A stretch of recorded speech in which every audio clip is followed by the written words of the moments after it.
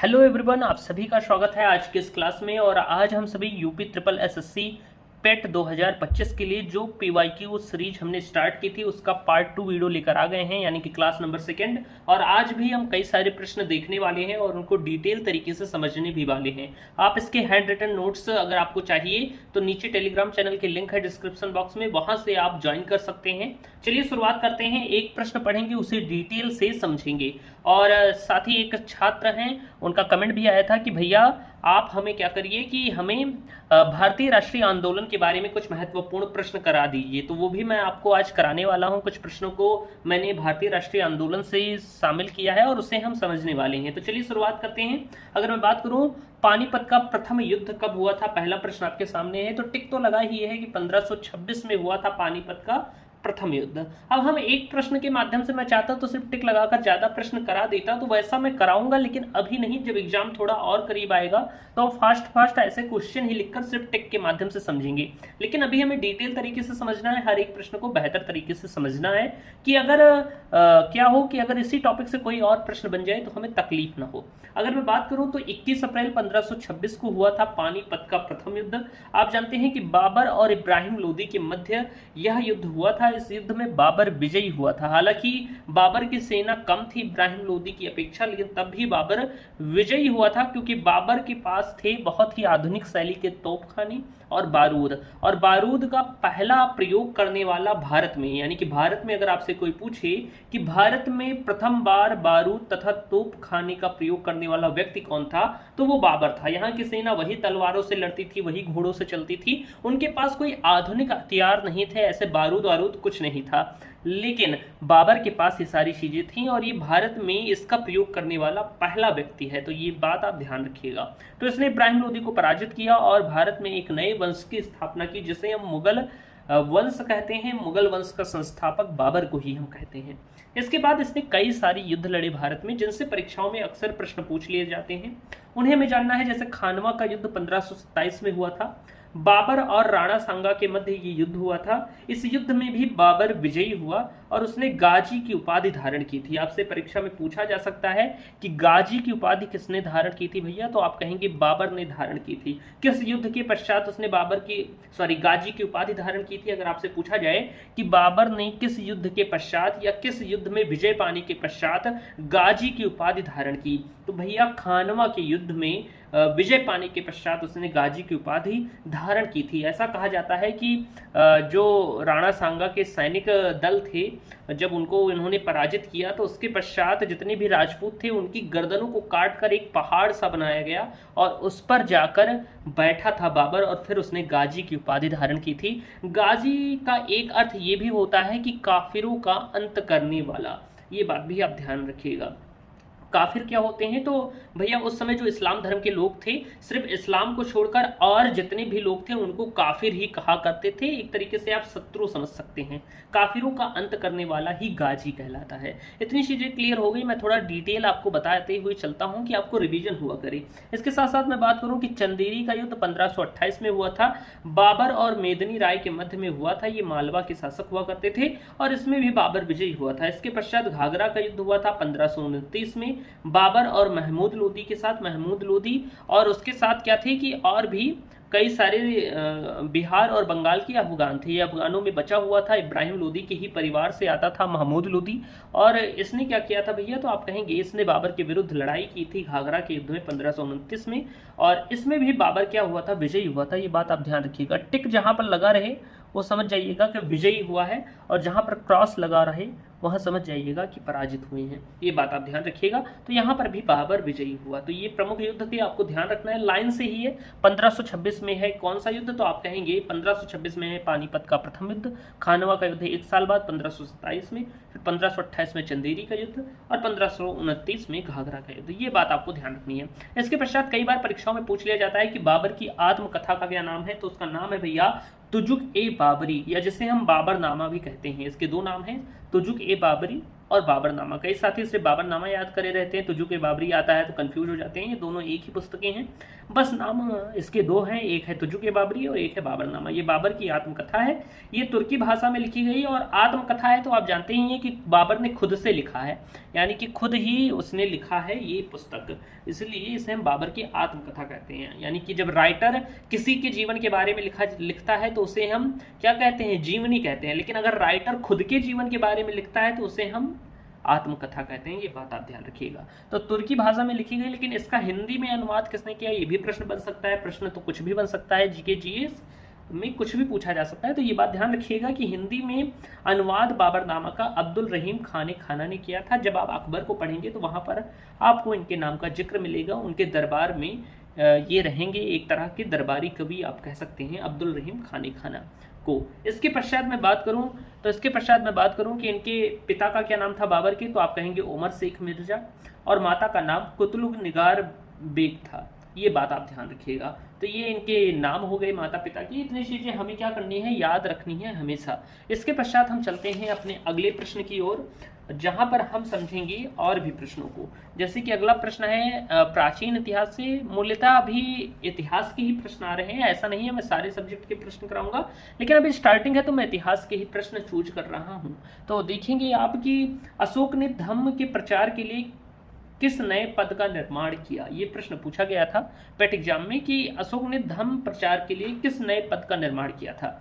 तो इसमें right answer होगा धम्म महामात्र। ये बात आपको ध्यान रखनी है कि जो धम्म महामात्र पद था, ये धम्म के प्रचार के लिए क्या किया गया था, तो आप कहेंगे इसका निर्माण किया गया था। अशोक का धम्म एक है, आप जानते होंगे, उसी के प्रचार के लिए, यानी कि धम्म उसकी एक विचारधारा थी जिसे वो प्रचारित करना चाहता था, और उसी के लिए इसने धम्म महामात्र पोस्ट तैयार की थी, एक नया पद तैयार किया था, धम्म का प्रचार करना। 5वें शिलालेख में धम्म महामात्रों की नियुक्ति की चर्चा है। आपसे परीक्षा में हो सकता है ये पूछ ले कि धम्म महामात्रों की नियुक्ति की चर्चा अशोक के किस शिलालेख में है, तो आप कहेंगे 5वें शिलालेख में है। ये बात ध्यान रखिएगा, ये बहुत ही मोस्ट इंपॉर्टेंट क्वेश्चन है, ये बात ध्यान रखिएगा, स्टार मार्क कर सकते हैं कि कलिंग युद्ध की चर्चा किस शिलालेख में मिलती है या किस अभिलेख में मिलती है, तो आप कहेंगे 13वें शिलालेख में। अशोक के 13वें शिलालेख में कलिंग युद्ध की चर्चा मिलती है, ये बात आप ध्यान रखिएगा। इसके पश्चात मैं बात करूं कि 11वें शिलालेख में क्या बात कही गई है, तो अशोक के 11वें शिलालेख में बताया गया है कि ब्राह्मणों को ना सताए। उसने अपने अधिकारियों से कहा है कि ब्राह्मणों को ना सताओ, जो ब्राह्मण हैं उन्हें ना सताया जाए, ये बात कही गई है। फर्स्ट शिलालेख में पशु बलि पर रोक की चर्चा है, और इसके साथ साथ अशोक ने सभी मनुष्यों को अपनी संतान कहा है, या उसने कहा है कि सभी मनुष्य मेरी संतान है। तो परीक्षा में ऐसा प्रश्न भी बन सकता है कि पशु बलि पर रोक अशोक के किस शिलालेख में इसकी चर्चा है, तो इस बात की चर्चा पहले शिलालेख में है। और सभी मनुष्य मेरे संतान है, ये बात भी पहले शिलालेख में ही कही गई है। अच्छा, कुछ एक्स्ट्रा प्रश्न बनते हैं, जैसे श्रीनगर की स्थापना किसने की, तो श्रीनगर की स्थापना भैया अशोक के द्वारा ही की गई थी। श्रीनगर आप जानते ही हैं, उसकी स्थापना अशोक ने ही की थी, जो कि श्रीनगर आप देखेंगे जम्मू कश्मीर में स्थित है, उसकी स्थापना अशोक द्वारा की गई थी। इसके साथ साथ सांची स्तूप के बारे में अक्सर पूछ लिया जाता है, तो सांची स्तूप का निर्माण अशोक के द्वारा ही कराया गया था। धमेक स्तूप का भी निर्माण जो वाराणसी में है, वो भी अशोक के द्वारा कराया गया था। सांची स्तूप मध्य प्रदेश में स्थित है। 251 बीसी में, यानी कि 251 ईसा पूर्व में तृतीय बौद्ध संगीति का आयोजन हुआ, और यह आयोजन पटना में हुआ था। परीक्षाओं में प्रश्न पूछ लिया जाता है कि तृतीय बौद्ध संगीति के बारे में आपसे पूछा जाएगा, तो आपको ध्यान रखना है कि तृतीय बौद्ध संगीति का आयोजन पटना में हुआ था। इसके अध्यक्ष थे मोगली पुत्र तिस, इनका नाम था मोगली पुत्र तिस। और जो भैया आप जानते हैं कि जो बौद्ध धर्म है, मैं कुछ चीज़ें एक्स्ट्रा बोलकर भी बताऊंगा, उसे आप चाहें तो नोट भी कर सकते हैं या ध्यान दे दीजिएगा उस बात को। हर चीज़ें लिखी तो नहीं जा सकती, लेकिन कुछ एडिशनल चीज़ें मैं आपको बता जरूर सकता हूँ। तो अगर मैं बात करूँ कि बौद्ध धर्म की, तो बौद्ध धर्म में 3 पिटक हैं, विनय पिटक, सुत्त पिटक और अभिधम्म पिटक। तो बौद्ध धर्म का जो तीसरा पिटक है भैया, बौद्ध साहित्य को हम क्या कहते हैं, पिटक कहते हैं, इसे त्रिपिटक में बांटा गया है, या त्रिपिटक कहा जाता है बौद्ध साहित्य को। तो भैया बौद्ध साहित्य में त्रिपिटक आता है, त्रिपिटक में सुत्त पिटक, विनय पिटक और अभिधम्म पिटक आता है। तो भैया तीसरा पिटक जो अभिधम्म पिटक है, वो अशोक के द्वारा ही जोड़ा गया था, यानी कि सम्राट अशोका के द्वारा जोड़ा गया था। इतनी चीजें आपको क्लियर होंगी। एक प्रश्न से मैंने अशोक से लगभग जो मूलतः बहुत बहुत ज़्यादा प्रश्न पूछे जाते हैं उसे मैंने क्लियर करा दिया है। अब इसके पश्चात मैं बात करता हूँ अगले प्रश्न की। इनके जो हैंड रिटन नोट्स हैं, इसे पीडीएफ फॉर्म में आप चाहें तो मेरे टेलीग्राम चैनल से देख सकते हैं, वहाँ पर मैं प्रोवाइड कर देता हूँ। कभी कभी देर हो सकती है, उसके लिए माफ़ी चाहता हूं, लेकिन मैं प्रोवाइड जरूर कर दूंगा। इसके पश्चात मैं बात करूं कि गांधी इरविन समझौते पर किस वर्ष हस्ताक्षर किए गए थे। ये प्रश्न पूछा गया था। अगर मैं राइट आंसर की बात करूं तो गांधी इरविन समझौता 1931 में हुआ था। ये बात आपको ध्यान रखनी है, महत्वपूर्ण प्रश्न है और यहाँ से स्टार्ट होता है आधुनिक भारत के प्रश्न। हालांकि कल कमेंट भी आया था, मतलब आज सुबह कमेंट आया था पारितोष शुक्ला जी की तरफ से कि भैया आधुनिक भारत के ही प्रश्नों को करा दीजिए। तो मैंने कुछ, यानी कि आप देखेंगे 2 से 3 प्रश्न इस वीडियो में आधुनिक भारत के ही शामिल किए हैं और उसे बेहतर तरीके से डिटेल में एक्सप्लेन भी किया है। यानी कि एक प्रश्न के माध्यम से मैंने कई टॉपिक भी क्लियर कराए हैं। तो यहाँ पर आप देखेंगे कि 1931 में गांधी इरविन समझौता हुई थी। ये 5 मार्च 1931 में हुई थी। ये बात आपको ध्यान रखनी है। अगर हम बैकग्राउंड स्टोरी की बात करें कि आखिर गांधी इरविन समझौता क्यों हुआ था, तो भैया दिसंबर 1929 में आपको ये बात ध्यान रखनी है कि दिसंबर 1929 में कांग्रेस के लाहौर अधिवेशन में पहली बार पूर्ण स्वराज की मांग की गई थी। और ये जो पूर्ण स्वराज की मांग है या इसकी बात सर्वप्रथम किसने की थी, तो आप कहेंगे पंडित जवाहरलाल नेहरू। कांग्रेस के लाहौर अधिवेशन के अध्यक्ष कौन थे, तो आप कहेंगे पंडित जवाहरलाल नेहरू। ये बातें मैंने यहां पर नहीं लिखी हैं, लेकिन आप नोट कर लीजिएगा या थोड़ा आप ध्यान से सुन लीजिएगा कि दिसंबर 1929 में कांग्रेस के लाहौर अधिवेशन में पहली बार पूर्ण स्वराज की मांग की गई। यहां से प्रश्न बहुत ज्यादा पूछ लिया जाता है कि पूर्ण स्वराज की प्रथम बार मांग कहां पर की गई थी, तो भैया कांग्रेस के लाहौर अधिवेशन में 1929 में। और किसने की थी, तो भैया पंडित जवाहरलाल नेहरू ने की थी। और इस सत्र में जो अध्यक्ष थे वो पंडित जवाहरलाल नेहरू जी ही थे। ये बात ध्यान रखनी है। फिर उसके पश्चात क्या होता है कि 1930 में सविनय अवज्ञा आंदोलन गांधी जी के द्वारा प्रारंभ किया जाता है। यानी कि सविनय अवज्ञा आंदोलन की शुरुआत गांधी जी के द्वारा की जाती है। 12 मार्च 1930 को दांडी मार्च यानी कि नमक सत्याग्रह शुरू किया जाता है। भैया 1930 में 12 मार्च 1930 को दांडी मार्च शुरू किया जाता है। ये कहां से शुरू किया गया था, तो भैया दांडी मार्च बिहार में एक दांडी नामक स्थान है, वहीं पर जाने के लिए ये शुरू किया गया था। और कहां से शुरू हुआ था, तो भैया गुजरात के साबरमती आश्रम से 78 अनुयायियों को लेकर गांधी जी ने यह मार्च शुरू किया था दांडी के लिए। इसीलिए इसे हम दांडी मार्च भी कहते हैं, क्योंकि वहां जाने के लिए इसे किया गया था। अब हम चलते हैं अगले पेज पर, फिर समझते हैं इसके बारे में बेहतर तरीके से। चलिए अगले पेज पर चलते हैं। तो मैंने यहाँ पर बताया ही था कि यह आंदोलन जो था भैया, ये साबरमती आश्रम से 78 अनुयायियों के साथ शुरू हुआ था। ये बात आपको ध्यान रखनी है। यानी कि गांधी जी 12 मार्च 1930 को 78 अनुयायियों के साथ साबरमती आश्रम से निकले और 24 दिन की यात्रा के बाद, पैदल यात्रा थी, दांडी पहुंचे। दांडी बिहार में एक जगह है, वहां पर पहुंचे और 6 अप्रैल 1930 को वहां पर पहुंचे थे और उन्होंने नमक कानून को तोड़ दिया। और यहीं से सविनय अवज्ञा आंदोलन का प्रारंभ भी हुआ। 1930 में सविनय अवज्ञा आंदोलन का प्रारंभ यहीं से हुआ। इसे दांडी मार्च को हम नमक सत्याग्रह भी कह देते हैं, ये बात भी आप ध्यान रखिएगा। तो जब नमक कानून को तोड़ दिया तो यहीं से सविनय अवज्ञा आंदोलन की शुरुआत हो गई। अच्छा भैया, नमक कानून क्या है, मैं आपको समझा देता हूं, मेरी बातों को ध्यान से समझिएगा कि नमक कानून क्या है। कि जो नमक उत्पादन का अधिकार है और नमक बेचने का अधिकार है। आप जानते हैं कि भारत में अंग्रेजों का शासन हुआ करता था, तो अंग्रेजों ने क्या किया था कि भारत में नमक उत्पादन और नमक बिक्री पर अपना एकाधिकार स्थापित किया था। यानी कि अंग्रेजों के अलावा कोई भी नमक उत्पादित नहीं कर सकता और ना ही उनके अलावा कोई भी भारत में नमक को बेच सकता है। कहने का मतलब कि नमक सिर्फ अंग्रेज उत्पादित कर सकते हैं और सिर्फ वही बेच सकते हैं। इसे ही नमक कानून कहा गया। यानी कि भारत में कोई भी भारतीय नमक का ना तो उत्पादन कर सकता है और ना ही उसे बेच सकता है। आप जानते हैं नमक हमारे दैनिक जीवन में बहुत महत्वपूर्ण है, खाने में प्रयोग होता है, बहुत ही महत्वपूर्ण चीज है नमक। तो नमक पर अंग्रेजों द्वारा क्या किया जाता था, टैक्स भी लगाया जाता था। यानी कोई भारतीय अगर नमक खरीदता था तो उसे अतिरिक्त कर भी देना पड़ता था। अब भैया नमक कहीं से उत्पादन कोई ऐसा तो नहीं है कि मशीन लगाकर बनाया जाता है। आप जानते हैं कि समुद्र का पानी खारा होता है और वहीं से नमक को प्राप्त किया जाता है। अब जब वो भैया इतनी मात्रा में फ्री में ही प्राप्त हो रहा है तो उसके लिए भी भारतीयों को रुपए देने पड़ते थे, उसे खरीदना पड़ता था। और इसके अतिरिक्त क्या करना पड़ता था, अतिरिक्त टैक्स भी देना पड़ता था, नमक पर एक कर लगता था। इसलिए भारतीय जनता बहुत ज्यादा दुखी थी इस बात के लिए और इसी को हम नमक कानून कहते थे, क्योंकि न भारतीय नमक का उत्पादन कर सकते थे और ना ही उसे बेच सकते थे, जब उसे खरीदते थे अपने दैनिक उपयोगों के लिए, खाने के लिए, तो उस पर टैक्स भी देना पड़ता था। इसलिए भारतीय जनता बहुत ज्यादा दुखी थी और इसी बात का विरोध किसने किया था, तो गांधी जी ने किया था। सर्वप्रथम बात आप देखेंगे कि वैसे जनता में वैसे ही इसका विरोध था, लेकिन एक अच्छे तरीके से गांधी जी ने इसका विरोध किया और डांडी मार्च निकाली और फिर डांडी पहुंचकर उन्होंने 6 अप्रैल 1930 को नमक कानून को तोड़ दिया। तो जब नमक कानून को तोड़ दिया, आपको समझ में आ गया होगा कि नमक कानून क्या था, कि नमक का प्रयोग सभी नहीं कर सकते, या मतलब जब खरीदेंगे तो उन्हें क्या करना पड़ेगा, उन्हें टैक्स देना पड़ेगा अतिरिक्त, और कोई उत्पादन भी नहीं कर सकता भारतीय, सिर्फ अंग्रेज ही करेंगे।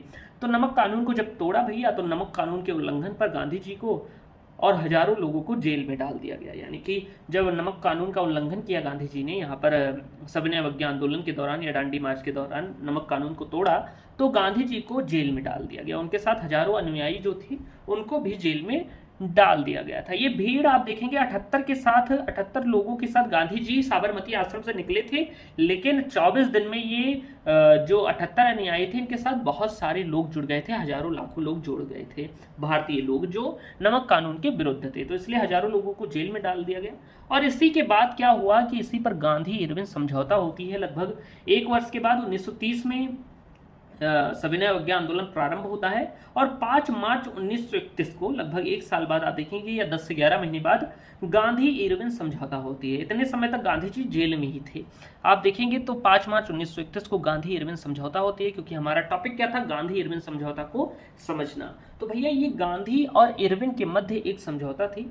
इसमें क्या था कि गांधी जी की मांग क्या थी, आप देखेंगे तो कांग्रेस की तरफ से गांधी जी ने कुछ मांगे रखी थी कि सभी राजनीतिक कैदियों को रिहा कर दिया जाए, यानी कि जितने भी राजनीतिक कैदी हैं उनको रिहा कर दिया जाए जेल से, जो सविनय अवज्ञा आंदोलन के दौरान पकड़े गए हैं। लेकिन शर्त यही थी कि जो हिंसा में शामिल ना हो। इसलिए गांधी जी का कहीं ना कहीं विरोध भी किया जाता है, क्योंकि उसी समय आप देखेंगे कि अगर गांधी जी चाहते तो इसी गांधी इरविन समझौता में एक और अपनी मांग रखकर ये कह सकते थे कि भगत सिंह, सुखदेव और राजगुरु को भी रिहा कर दिया जाए, लेकिन उन्होंने ऐसी मांग नहीं रखी थी। इसलिए कई लोग उनका विरोध भी करते हैं कि उनके पास मौका था, वो ये कहकर भगत सिंह, सुखदेव और राजगुरु को बचा सकते थे, लेकिन उन्होंने ऐसा नहीं किया था। तो यही आप देखेंगे कि सभी राजनीतिक कैदियों को रिहा कर दिया जाए, सिर्फ उनको छोड़कर जो हिंसा में शामिल ना थे, यानी कि जो हिंसा में शामिल थे उन्हें ना रिहा किया जाए, और जितने लोग सिर्फ आंदोलन कर रहे थे, आवाज उठा रहे थे, उनको मतलब छोड़ दिया जाए जेल से। और इसके अतिरिक्त अगर हम बात करें, दूसरी शर्त गांधी जी ने कांग्रेस की तरफ से रखी गांधी इरविन समझौता में, आप देखेंगे कि सविनय अवज्ञा आंदोलन के दौरान जब्त की गई संपत्ति को वापस कर दिया जाए। यानी इसमें गांधी जी ने कहा कि दूसरी बात यह है भैया कि सविनय अवज्ञा आंदोलन के दौरान जितने लोगों की जमीन आपने जब्ती है उसे वापस कर दो, अंग्रेज सरकार से कहा, इरविन से कहा। फिर लोगों को नमक बनाने तथा उसका उपयोग करने की अनुमति दी जाए। तीसरा जो महत्वपूर्ण मांग थी गांधी जी की, वो वही थी जिस पर यह आंदोलन हुआ था, डांडी मार्च जिसके लिए निकला था, कि लोगों को नमक बनाने तथा उसका उपयोग करने की अनुमति दी जाए। यानी कि ऐसा ना हो कि सिर्फ अंग्रेजों का एकाधिकार रहे, भारतीय भी उसका उत्पादन कर सके, उसे बना सके और उसका उपयोग कर सके। तो ये तीनों शर्तें थी भैया, और इसे मान भी लिया गया था। पहली बार अंग्रेजी सरकार ने भारतीयों की शर्तों को माना था। ये हमारे लिए एक महत्वपूर्ण कदम भी था, और एक ऐसा था कि समझ लो कि अंग्रेज हमारे सामने झुकना शुरू कर दिए थे। इसके बाद भैया इरविन ने भी अपना पक्ष रखा। जैसे गांधी इरविन समझौता थी, तो ऐसा थोड़ी ना था कि समझौता दोनों तरफ से होती है। गांधी जी की जो मांगे थे उन्होंने तो रखी, अब इरविन ने अपनी मांगी रखी अंग्रेजी सरकार की तरफ से। उन्होंने कहा कि भैया मैं सब कुछ कर दूंगा, आपकी मांगे मैं मान लूंगा, लेकिन आप सविनय अवज्ञा आंदोलन को समाप्त कर दें। तो उनकी पहली मांग थी कि सविनय अवज्ञा आंदोलन को समाप्त कर दिया जाए।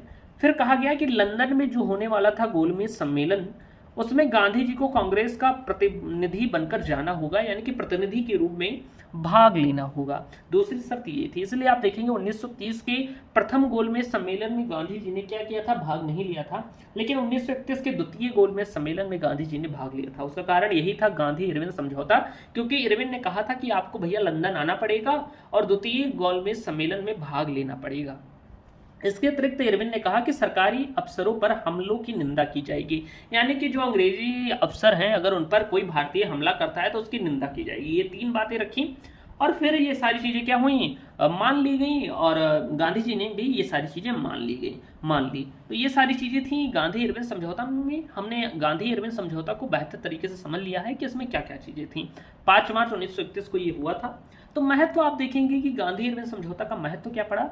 तो भारत में ब्रिटिश सत्ता प्रथम बार झुकने पर मजबूर थी, यानी कि उसने भारतीयों की सारी मांगों को पूरा कर दिया। और इसके अतिरिक्त गांधी जी की छवि राष्ट्रीय नेता के रूप में मजबूत हुई, क्योंकि उन्हें लंदन बुलाया गया, कांग्रेस का प्रतिनिधि के रूप में उन्हें भाग लेने के लिए कहा गया, किसमें, तो द्वितीय गोलमेज सम्मेलन में। तो इसलिए इनकी छवि भी मजबूत हुई और राष्ट्रीय नेता के रूप में ये उभरे भी, और भी अच्छे तरीके से। तो ये सारी चीज़ें थी। हमने गांधी इरविन समझौता को इसी वीडियो में क्या किया है, पढ़ लिया है बेहतर तरीके से, मैंने सारी चीज़ें बता दी हैं। इसके बाद चलिए अगले प्रश्न की ओर बढ़ते हैं। उम्मीद है ये क्लासेस आपको कुछ ना कुछ फ़ायदा जरूर पहुंचा रही होंगी और आप समझ भी रहे होंगे, आपको सारी चीज़ें समझ में आ रही होंगी। 2 मिनट रुकिए, मैं पानी पी लेता हूँ ऐसे ही बात करते करते, और बताइएगा कमेंट में जरूर कि क्लासेस कैसे रख रही हैं। एक प्यारा सा कमेंट जरूर कर दीजिएगा। 2 मिनट रुकिए, बस पानी पी लेता हूँ।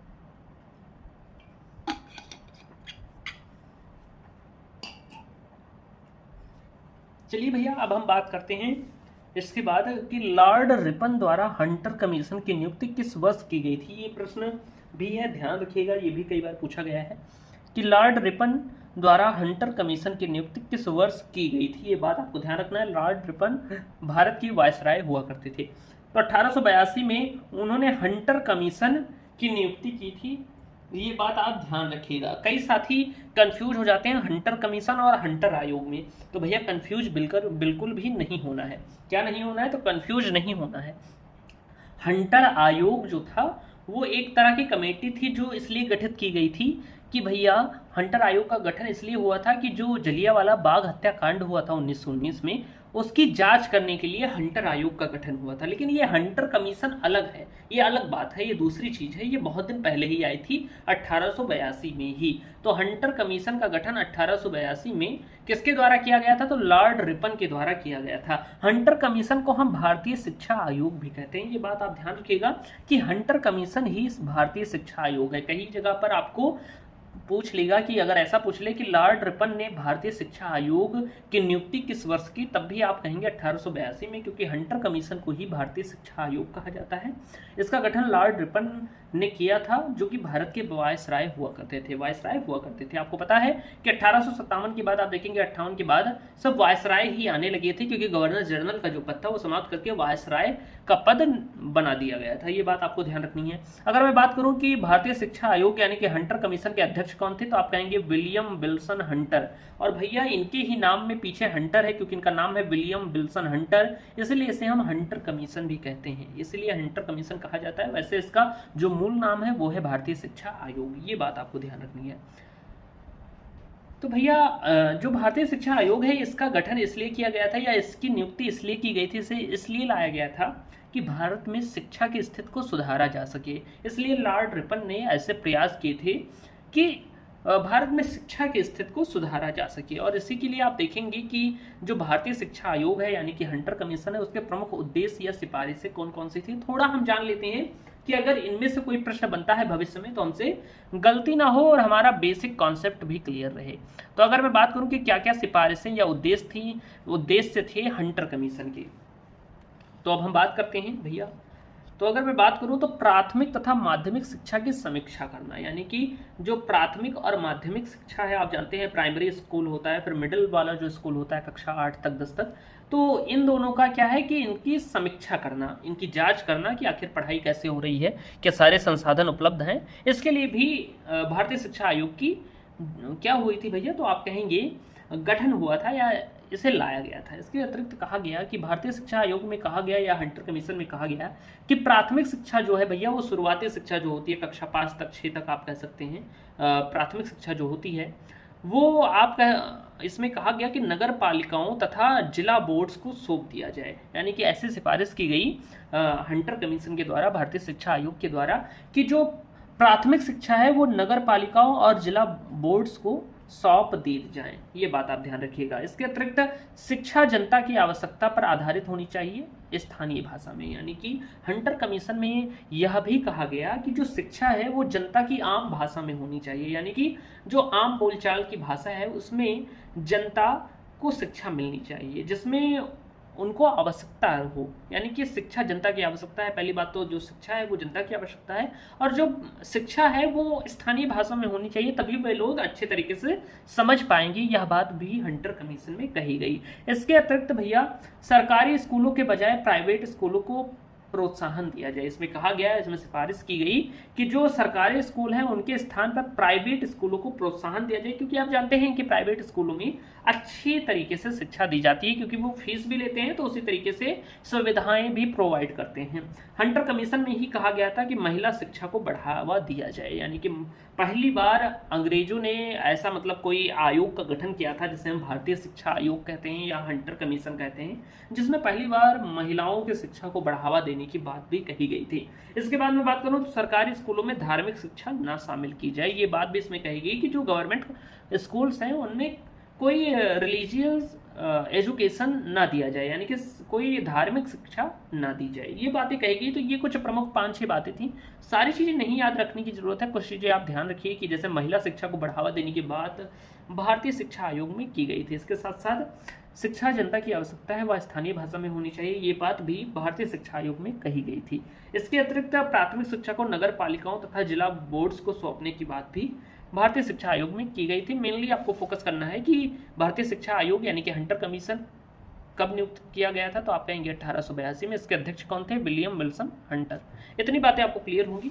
इसके बाद मैं बात करूं तो रिपन से ही संबंधित एक अगला प्रश्न है कि स्थानीय स्वशासन के जनक किसे कहते हैं, यानी कि स्थानीय स्वशासन का जनक किसे कहा जाता है, तो आप कहेंगे स्थानीय स्वशासन का जनक लॉर्ड रिपन को कहा जाता है। स्थानीय स्वशासन का जनक हम किसे कहते हैं? तो लॉर्ड रिपन को कहते हैं भैया। अब इसके बारे में हम महत्वपूर्ण चीजें जानेंगे कि आखिर हम समझें कि आखिर स्थानीय स्वशासन है क्या चीज। पहले तो हमें यही समझना होगा कि स्थानीय स्वशासन क्या चीज है। तो चलिए हम बात करते हैं स्थानीय स्वशासन की। स्थानीय स्वशासन की अगर मैं बात करूं, यहाँ पर पेज ढूंढने में ही मुझे टाइम लग जाता है, नंबर देखने में, उसके लिए माफ करिएगा। कभी कभी पीछे मैं दोनों तरफ लिखता हूँ ना, तो इसलिए ध्यान ही नहीं रहता। तो चलिए अब हम बात करते हैं स्थानीय स्वशासन की। स्थानीय स्वशासन की अगर मैं बात करूं तो स्थानीय स्तर पर जनता द्वारा जनता के लिए शासन ही क्या कहलाता है, तो आप कहेंगे स्थानीय स्वशासन कहलाता है। यानी स्थानीय स्वशासन क्या है? तो स्थानीय स्तर पर जनता के द्वारा या जनता द्वारा जनता के लिए शासन ही स्थानीय स्वशासन है। आपको ये बात ध्यान रखनी है। अगर मैं आपसे पूछूं कि जनता द्वारा जनता के लिए शासन, ये जो लाइन है ये किसने कही थी, यानी कि जनता का जनता के द्वारा जनता के लिए शासन किसने कही थी, तो आप कमेंट में जरूर बता दीजिएगा कि किसने कही थी। इसके बाद मैं बात करूं स्थानीय स्वशासन की, अगर मैं एक अच्छी परिभाषा दूं तो स्थानीय स्वशासन वह प्रणाली है जिसमें स्थानीय निकायों को सीमित क्षेत्र में शासन करने का अधिकार होता है, वह जनता की जरूरतों को पूरा करते हैं। कहने का मतलब क्या है कि स्थानीय स्वशासन क्या है कि कोई स्थानीय क्षेत्र है, मान लीजिए कोई आपका गाँव है, तो गांव में क्या होते हैं? प्रधान होते हैं। तो किसी स्थानीय क्षेत्र के लिए छोटा सा गांव होता है, गांव बहुत बड़ा होता नहीं है, बहुत ही छोटा क्षेत्र होता है गांव का। गांव में जो स्वशासन करता है या शासन जो करता है वो प्रधान करता है। प्रधान को जिम्मेदारी होती है गांव का विकास करने के लिए।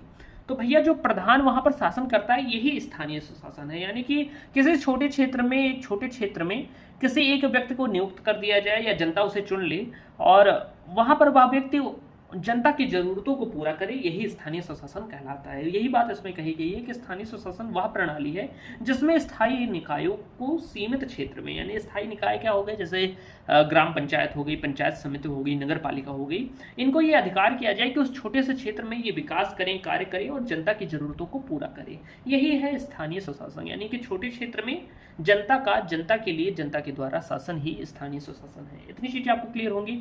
जैसे आप देखते होंगे ग्रामीण स्तर पर ग्राम पंचायत, पंचायत समिति और जिला परिषद होता है, ऐसे ही शहरी स्तर पर नगर पालिका, नगर निगम और नगर पंचायत होता है। ये सब स्थानीय स्वशासन की ही उदाहरण है, ये बात आप ध्यान रखिएगा।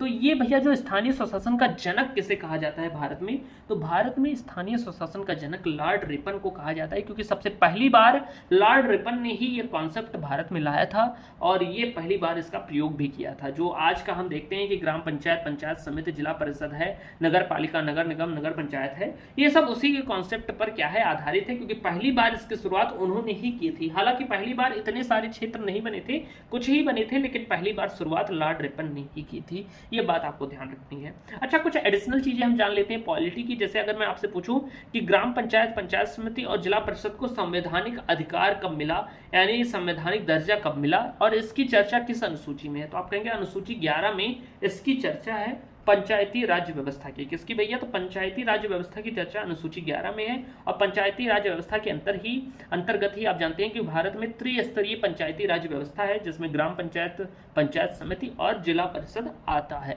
अगर मैं बात करूं अनुसूची 11 को कब जोड़ा गया था, या आप कह सकते हैं कि अनुसूची 11 में ये जो पंचायती राज व्यवस्था है इसे संविधान में कब जोड़ा गया था, तो आप कहेंगे 73वां संविधान संशोधन यानी कि कॉन्स्टिट्यूशनल अमेंडमेंट 1992 के द्वारा अनुसूची 11 में क्या जोड़ा गया था, तो आप कहेंगे अनुसूची 11 को जोड़ा गया था और इसमें पंचायती राज व्यवस्था को शामिल किया गया था। ये बात आप ध्यान रखेंगे। इसके अतिरिक्त मैं बात करूं शहर स्तर पर, जैसे नगर पालिका, नगर निगम, नगर पंचायत है, तो अनुसूची 12 में इसकी चर्चा है। 74वां संविधान संशोधन 1992 में हुआ, उसके आधार पर अनुसूची 12 को भारतीय संविधान में जोड़ा गया और इसी में बात कही गई किसकी भैया, तो नगर पालिका, नगर निगम और नगर पंचायत के गठन की। तो ये बात आपको ध्यान रखनी है। आपको ध्यान रखना है कि अनुसूची 11 में पंचायती राज व्यवस्था की चर्चा है और अनुसूची 12 में नगर पालिका की चर्चा है।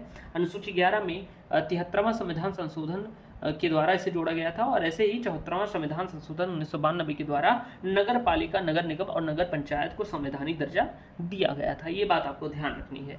इसके बाद में बात करूं, हम अपने टॉपिक पर लौटते हैं, लॉर्ड रिपन पर। और रिपन की अगर मैं बात करूं तो रिपन को father of local self government कहते हैं, यानी कि भारत में स्थानीय स्वशासन का जनक कहते हैं। Father of local self government in India, यानी कि भारत में स्थानीय स्वशासन का जनक किसे कहते हैं, तो लॉर्ड रिपन को कहते हैं। लॉर्ड रिपन ने स्थानीय निकायों में दो चीजों का गठन किया था, नगर पालिका और जिला बोर्ड का। शिक्षा के लिए जिला बोर्ड बनाया और नगर पालिका का क्या किया था, गठन किया था कि शहर का विकास हो सके और शहर में जो जनता है उनकी आवश्यकताओं को नगर पालिका पूरी कर सके। इनको वित्तीय एवं प्रशासनिक अधिकार भी सौंपे गए थे। ये प्रथम कार्य रिपन के द्वारा ही किया गया था भारत में।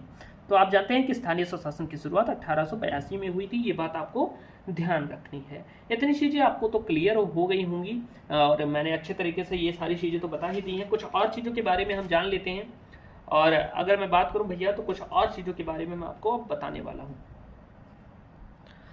अब हम बात कर लेते हैं लॉर्ड रिपन के बारे में, क्योंकि लॉर्ड रिपन बहुत ही इंपॉर्टेंट है आधुनिक इतिहास की दृष्टि से और इनसे प्रश्न पूछे जा सकते हैं। तो इसी वीडियो में हम इनको भी क्लियर कर लेंगे, इन्हें अच्छे से समझ लेंगे। लॉर्ड रिपन भारत के वायसराय थे। 1880 से 1884 के मध्य इनका क्या रहा, तो आप कहेंगे 1880 से 1884 तक ये भारत के वायसराय रहे। इनके शासन में कुछ प्रमुख कार्य हुए या कुछ प्रमुख कार्य इनके द्वारा किए गए जो कि इंपॉर्टेंट है। जैसे कि अभी हमने पढ़ा 1882 में स्थानीय स्वशासन की शुरुआत। फादर ऑफ स्थानीय स्वशासन कौन कहा जाता है, तो लॉर्ड रिपन कहा जाता है। 1882 में इसकी शुरुआत हुई थी। इसके अतिरिक्त अभी हमने इसकी भी चर्चा की थी कि हंटर कमीशन का गठन 1882 में हुआ था।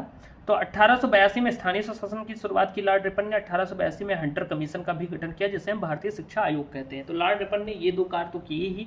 इसके अतिरिक्त इल्बर्ट बिल विवाद भी इन्हीं के शासनकाल में हुआ था, यानी कि इल्बर्ट बिल को पेश किया गया था इनके द्वारा 1883 में, आप देखेंगे, यानी कि इन्होंने ही इसे लागू किया था इल्बर्ट बिल को।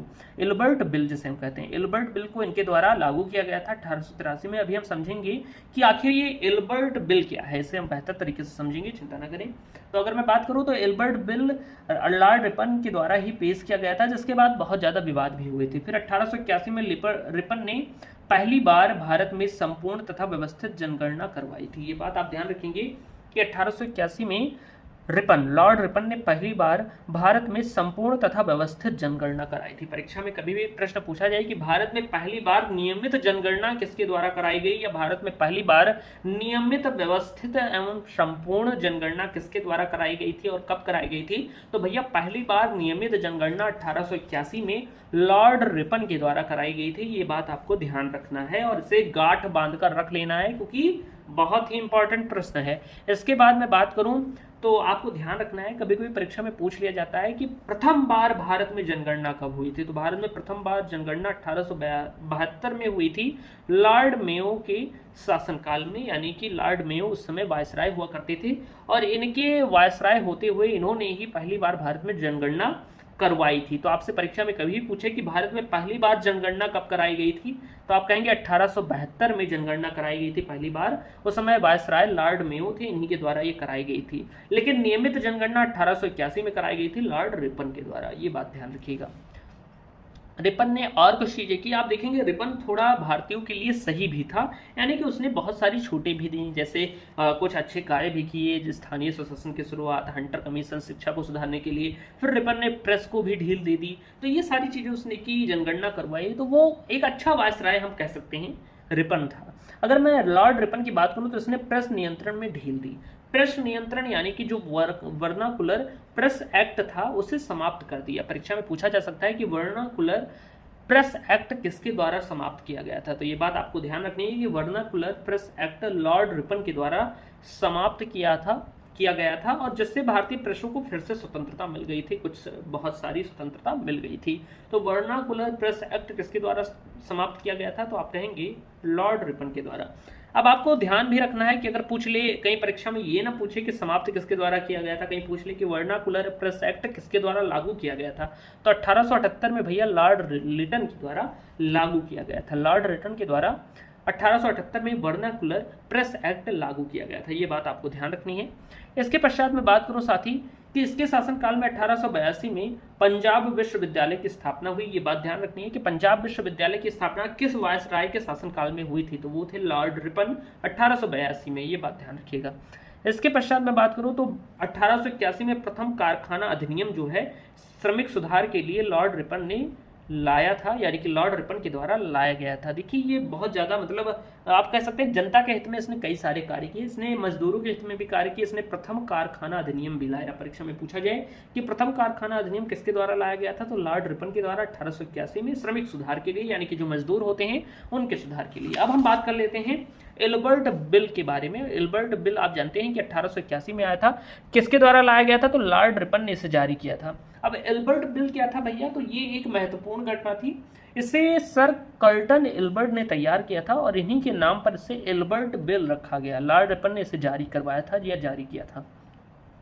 इस बिल में क्या कहा गया था भैया कि भारतीय न्यायाधीश, यानी कि जो जज होते हैं भारत के न्यायाधीश, अब यूरोपीय व्यक्तियों पर मुकदमा चला सकेंगे और चाहे व्यक्ति अंग्रेज ही क्यों ना हो। यानी कि इसमें कहा गया, मैं आपको आसान भाषा में समझा देता हूं कि पहले अंग्रेजों के शासनकाल में क्या होता था कि पहले होता था कि जो भारतीय न्यायाधीश थे वो सिर्फ भारतीय लोगों के ही मुकदमे चला सकते थे, उन पर निर्णय ले सकते थे। वह अंग्रेजों के मुकदमे भारतीय जजों के पास नहीं जानते थे।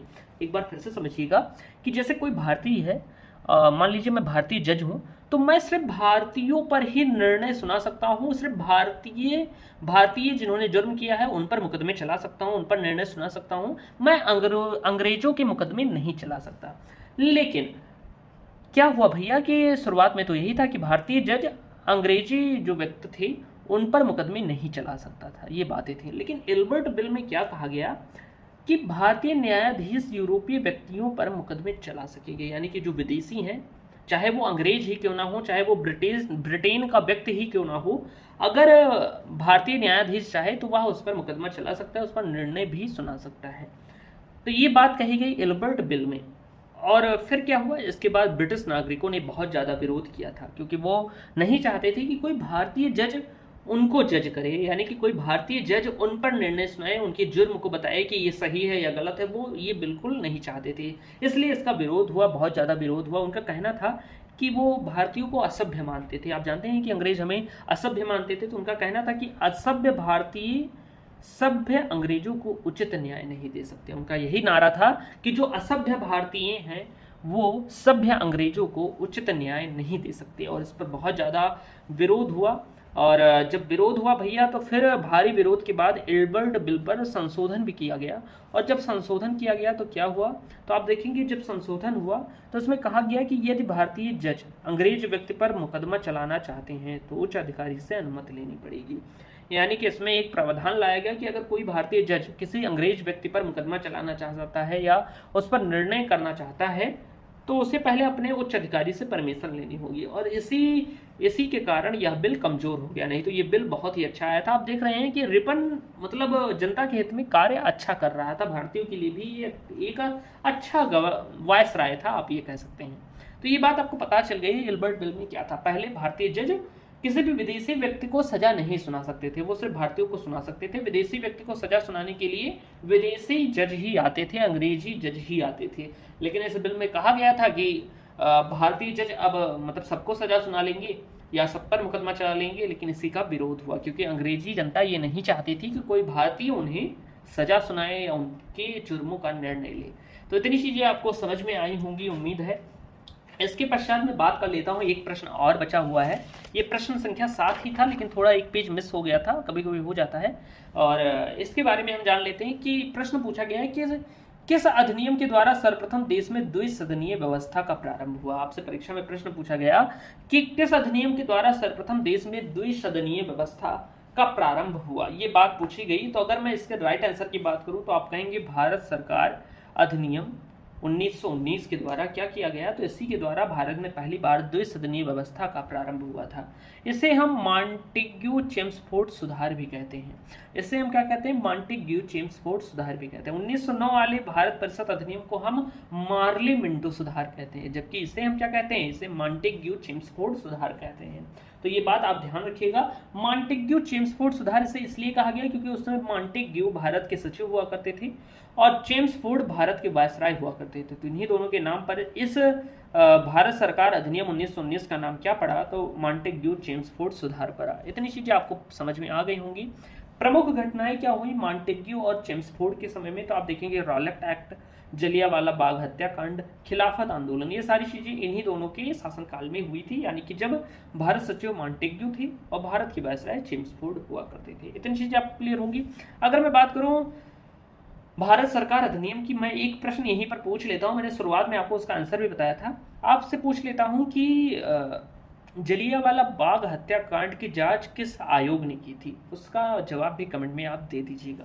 ओके, ये बात आपको बता दीजिएगा। और इसके साथ साथ बता दीजिएगा कि जलियांवाला बाग हत्याकांड में किन 2 पंजाबी नेता जो थे उनको गिरफ्तार कर लिया गया था। इसी के उपलक्ष्य में जलियांवाला बाग हत्याकांड में एक सभा का आयोजन हुआ था। तो उन 2 नेताओं का नाम बता दीजिएगा जिसके कारण जलियांवाला बाग हत्याकांड में एक सभा का जलियांवाला बाग में एक सभा का आयोजन हुआ था। फिर बाद में क्या हुआ आप जानते ही हैं कि जनरल डायर ने वहां पर क्या किया था, गोलियों से गोली चलवा दी थी, जिसके बाद बहुत सारे लोग मारे गए थे। तो आपको बताना है कि जलियांवाला बाग में जो सभा आयोजित हुई थी वो किन 2 नेताओं के उपलक्ष्य में लागू हुई थी।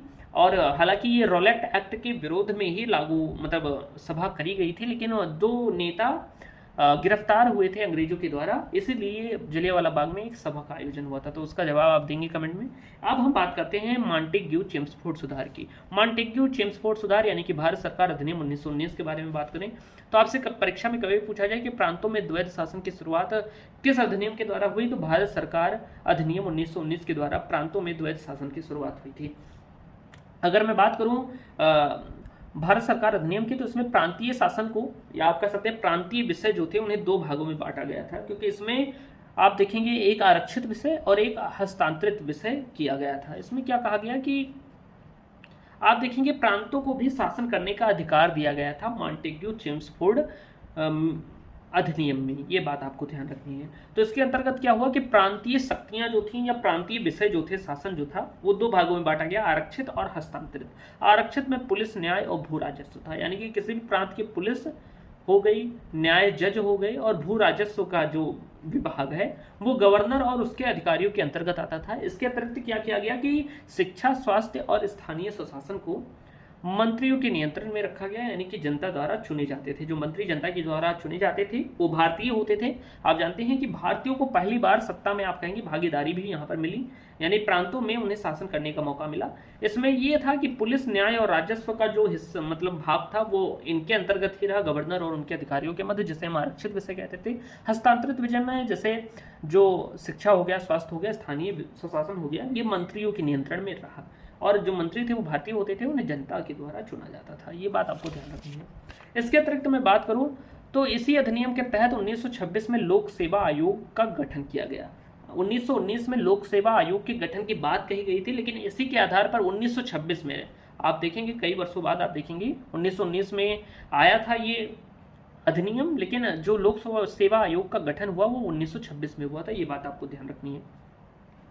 इसके पश्चात मैं बात करूं कि आखिर और चीजें क्या कही गई मॉन्टेग्यू चेम्सफोर्ड अधिनियम में, या आप कह सकते हैं भारत सरकार अधिनियम 1919 में। तो इसमें भैया इसी अधिनियम के तहत द्विसदनात्मक विधायिका की स्थापना की गई थी। ये बात आपको ध्यान रखनी है कि द्विसदनात्मक विधायिका की स्थापना मॉन्टेग्यू चेम्सफोर्ड अधिनियम के द्वारा ही की गई थी। इसके अतिरिक्त हम बात करें तो भारतीय विधान परिषद के स्थान पर लोकसभा और राज्यसभा का गठन किया गया। यानी कि ये जो द्विसदनात्मक विधायिका है, इसे हम क्या कहते हैं, तो इसे हम कह सकते हैं जो लोकसभा राज्यसभा है यही है, इसी का गठन किया गया था भारतीय विधान परिषद के स्थान पर। ये बात आपको ध्यान रखनी है। इसके पश्चात मैं बात करूं तो इस अधिनियम के द्वारा वायसराय की कार्यकारी परिषद, आप जानते हैं कि वायसराय की एक कार्यकारिणी परिषद होती थी, उसमें 6 सदस्य में से कमांडर इन चीफ को छोड़कर 3 सदस्य भारतीय होना चाहिए। यानी ऐसा प्रावधान किया गया कि भारत सरकार अधिनियम 1919 में ऐसा कहा गया कि जो वायसराय की कार्यकारी परिषद है उसमें 6 सदस्यों में 3 सदस्यों का भारतीय होना आवश्यक है, यानी कि उसमें 3 भारतीय भी शामिल होंगे।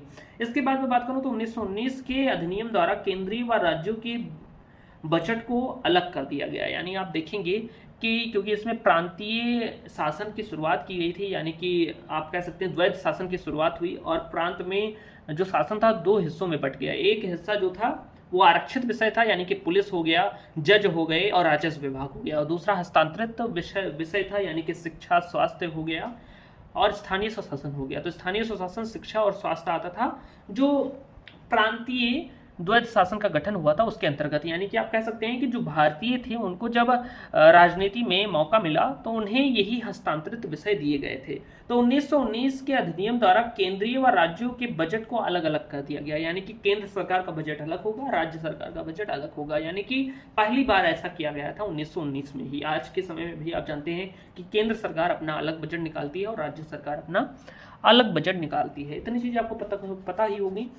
इसके बाद मैं बात करूं तो राज्य विधानसभाओं को अपना बजट स्वयं बनाने का अधिकार दिया गया। यानी कि जो राज्य सरकारें हैं, प्रांत सरकारें हैं, उन्हें अपना बजट बनाने का अधिकार स्वयं दिया गया है इस अधिनियम के तहत। तो ये बात आपको ध्यान रखनी है। उम्मीद है मैंने बेहतर तरीके से आपको सारी चीज़ें समझाई हैं। थोड़ा मेरे गले में इन्फेक्शन की तरह हो गया है, छाले निकल आते हैं, तो उसके लिए मैं थोड़ा बोलने में आज दिक्कत हो रही है, लेकिन मैंने कोशिश की है कि आपको बेहतर तरीके से सारी चीज़ें समझा सकूँ, और मैंने समझाने का प्रयास भी किया है। उम्मीद है आज की ये क्लास आपको अच्छी लगी होगी। मिलते हैं अगली वीडियो में, तब